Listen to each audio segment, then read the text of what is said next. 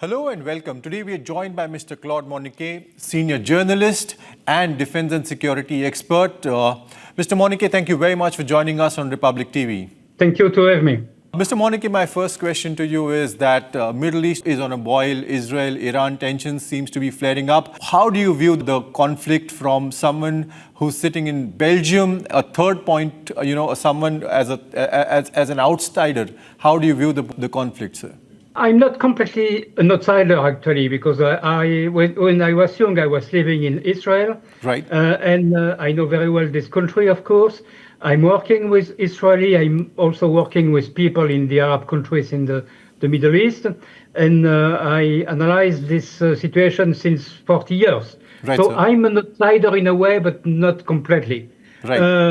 I think that this new conflict between Israel and Iran is very likely the most important of the two last years, because this is the conflict that could completely reshape and change the Middle East. It will clearly undermine and even maybe destroy the Iranian influence, and this will open the way to, I think, a lot of progress in the Middle East. Okay.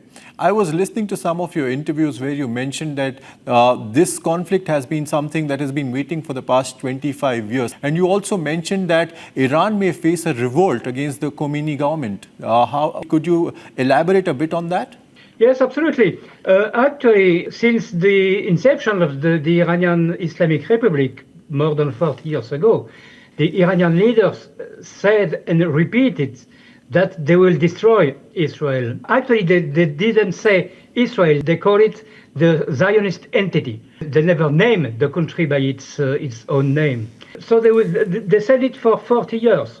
And when it was clear 25 years ago that they were on the way to try to get the nuclear weapon, Israel was clearly under existential threat. And at this moment, 25 years ago, when I went to Washington, or when I went to Tel Aviv, at the time I was an intelligence agent for the French service.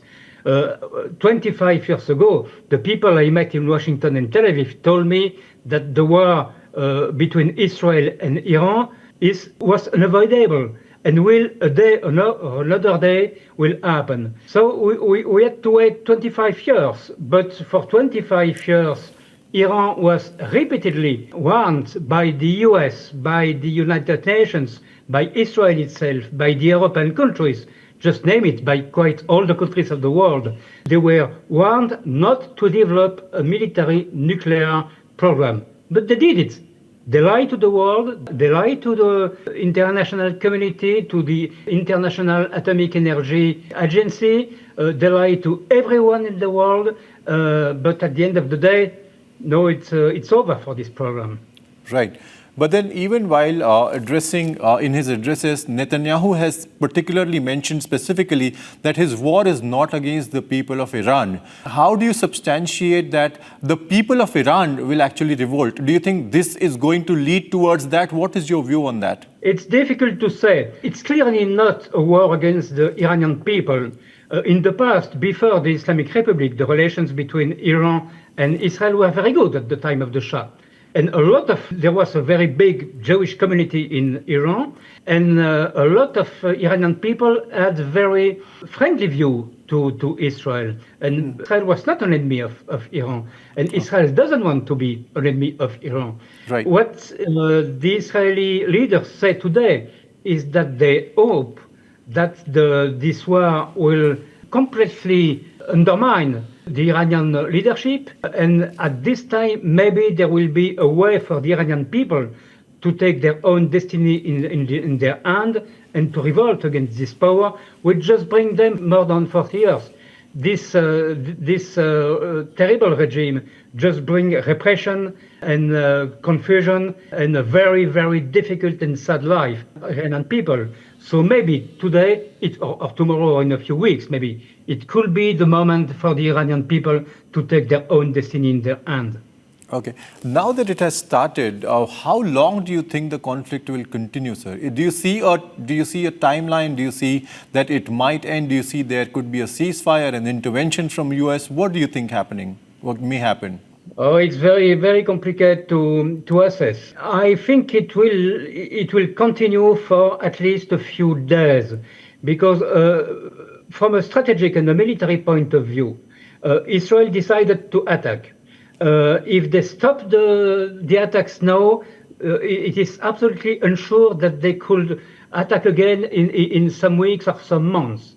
And the military, the nuclear military program is not completely destroyed. So they have operation to continue, to pursue, to achieve their goal, to weaken the military force of Iran and to destroy the military nuclear program. So it will continue. And then, of course, we have and we will have the military answer of Iran. It could be missiles, as they fire them since Friday night. It could be terrorism in the world. It could be the blockade of the Hormuz Straits. We don't know. We don't know exactly what will be the way chosen by Iran in the next hours and days. And this also, of course, will be taken in account to decide the right response the right answer by Israel. It's possible that the US will intervene. It's possible that France will intervene.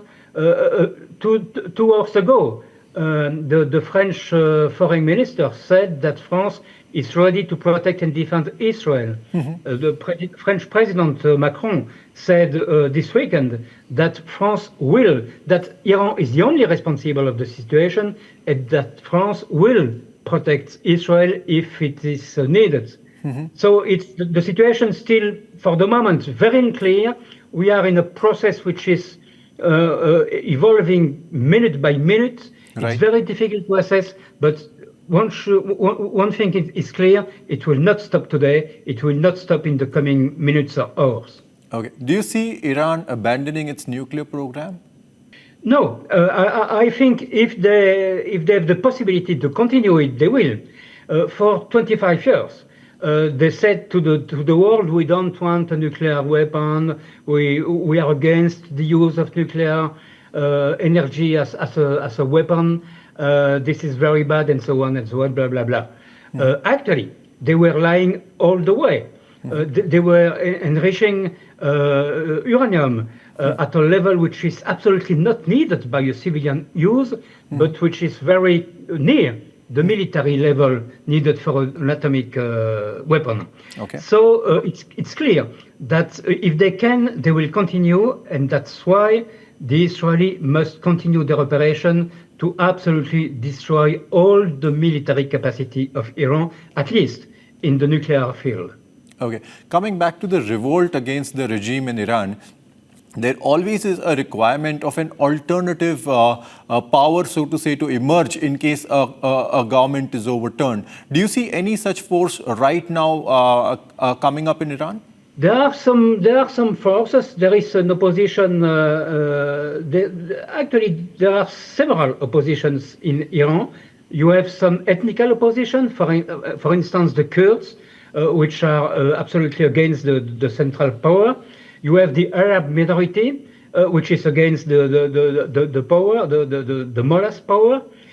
You have, of course, the followers of the late king and the son of the king, and you have, I think, the most important force, which is the People's Mujahideen. Right.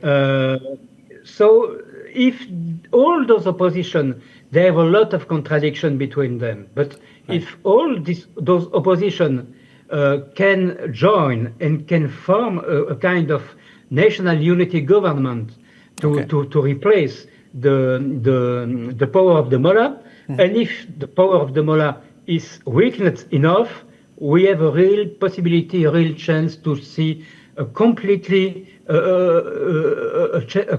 change. This war could be really a game changer. You mentioned the map, the political map could change. In what way do you see the new, the dynamics emerging? What could the map look like?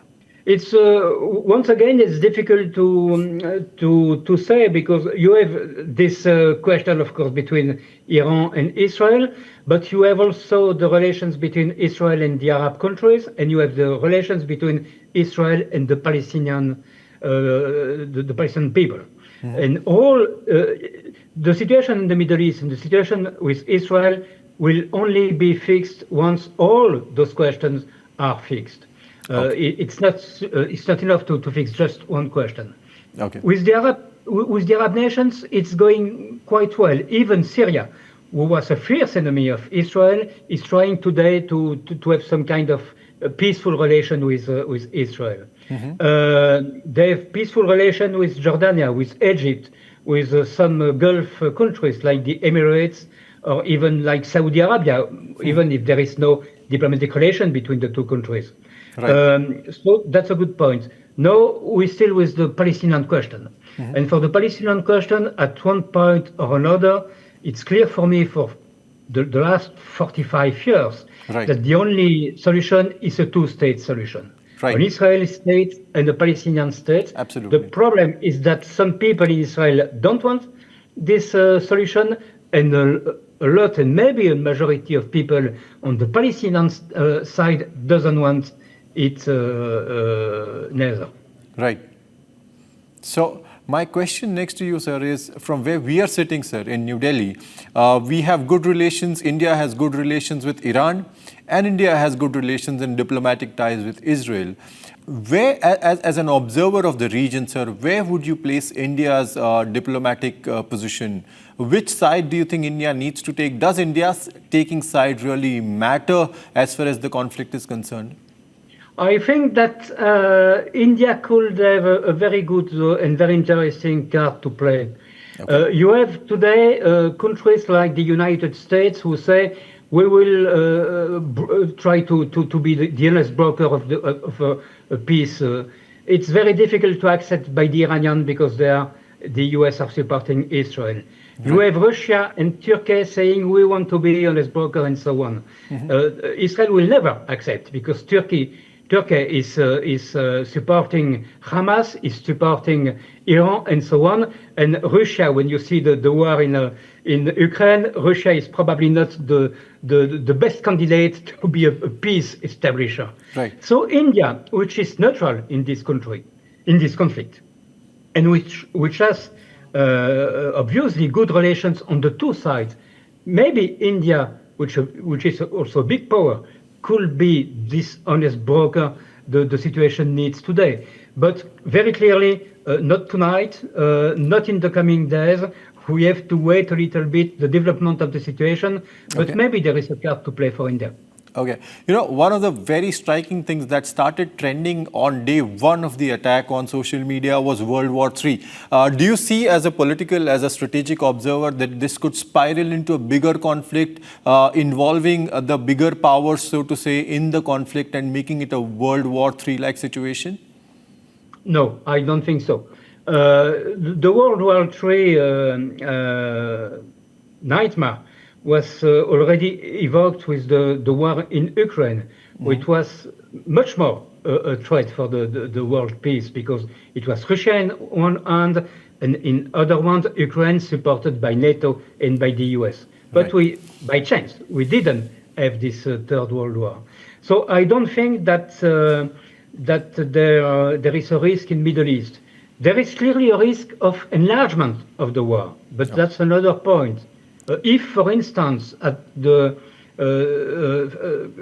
feeling that they are at the end of the road, the mullahs in Tehran decide to block the Hormuz Strait. Yes. Hormuz Strait, you have approximately 20% of the oil destined to the world going through the Hormuz Strait. It is very clear that if Iran takes this foolish decision, the war will enlarge, and some countries like the US, like the UK, like France, and probably others will join Israel and will fight to liberate the Hormuz Strait. But we are not at this point today. Okay, so you're saying that is not likely to happen. Hormuz is not likely to be blocked right now, is what you think? Hormuz could be blocked. But today it's just a threat. The Iranians say we can block the Hormuz Strait. Okay. If they are really the back on the wall, they will probably do it because they will have nothing to lose. Okay. But what I think is that this cannot evolve to a global world conflict. It could be a larger regional war, but not a world conflict. Wonderful. Mr. Moniquet, thank you very much for your frank discussion with us. We'll keep tracking the developments and keep coming back to you for more guidance and more view on this conflict. Thank you very much. It was lovely having you with us, sir. Thank you very much for having me. Thank you.